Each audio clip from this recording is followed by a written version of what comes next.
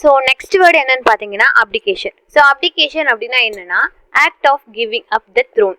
So throne அப்படின்னா என்னன்னா சிம்மாசனம். ஸோ அந்த சிம்மாசனத்தை கிவ் அப் பண்ணுறது, அதாவது வேணாம் அப்படின்னு சொல்கிற அந்த நிகழ்வுக்கு பேர் தான் அப்டிகேஷன் அப்படின்னு சொல்லிட்டு அர்த்தம். ஸோ இதோட எக்ஸாம்பிள் பார்த்தீங்கன்னா the king's abdication surprised everyone as he gave up the throne for a simple life.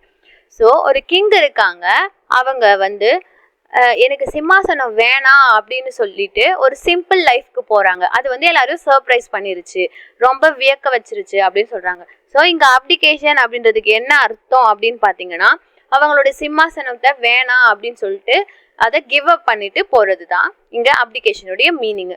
அடுத்த வேர்டு என்னன்னு பார்த்தீங்கன்னா அப்ளூஷன். ஸோ அப்ளூஷன் அப்படின்னா என்னன்னா the act of washing on self, அதாவது தன்னை தானே சுத்தம் செய்து கொள்வது. ஓகேவா?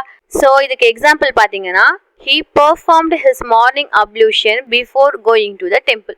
ஸோ அவன் கோயிலுக்கு போகிறதுக்கு முன்னாடி அப்ளூஷன் பண்ணிட்டு போகிறான். ஸோ அப்ளூஷன்னா என்ன? ஸோ தன்னை தானே சுத்தம் செய்து கொண்டு போகிறது தான் அப்ளூஷன். ஸோ நெக்ஸ்ட் வேர்டு என்னன்னு பார்த்தீங்கன்னா அபரேஷன். ஸோ அபரேஷன் அப்படின்னா என்னன்னா deviation from the right course. So deviation அப்படின்னா என்னன்னா விலகிறது. ரைட் கோர்ஸ்னா சரியா ஒரு பாதையில் போயிட்டு இருக்கிறதுல இருந்து விலகிறது. ஸோ இப்போ எக்ஸாம்பிள் பார்த்தீங்கன்னா his sudden outburst in the class was an aberration from his usual calm behavior. So அவன் வந்து எப்போவுமே கிளாஸில் அமைதியாக இருக்கான், அவன் எப்போவுமே காம் பிஹேவியரோட தான் இருப்பான். சடனாக ஒரு அவுட்பர்ஸ்ட் அப்படின்னா என்னன்னா ஒரு சடனாக ஒரு கோவம். ஸோ அது வந்து ஒரு அபரேஷனாக இருக்குது அப்படின்னு சொல்கிறாங்க. அதாவது எப்போவுமே காமாக இருக்கிறவங்க திடீர்னு கோவப்பட்டா அவங்களுடைய ரைட் கோர்ஸ்ல இருந்து டிவியேட் ஆகுறாங்கன்னு அர்த்தம். ஓகேவா?